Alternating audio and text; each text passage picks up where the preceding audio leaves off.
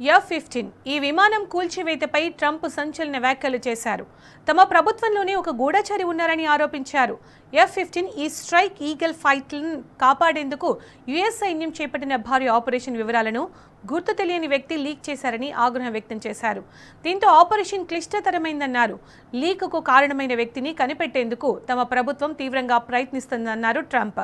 వారు తమలోనే ఉన్నారని పేర్కొన్న ఆయన గూఢచర్యానికి పాల్పడిన వ్యక్తిని మానసిక రోగిగా అభివర్ణించారు.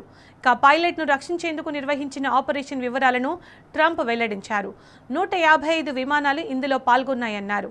వీటిల్లో 4 బాంబర్లు, 64 ఫైటర్లు, 48 రీఫ్యూయలింగ్ విమానాలు, 13 రెస్క్యూ విమానాలు కూడా ఉన్నట్లు తెలిపారు.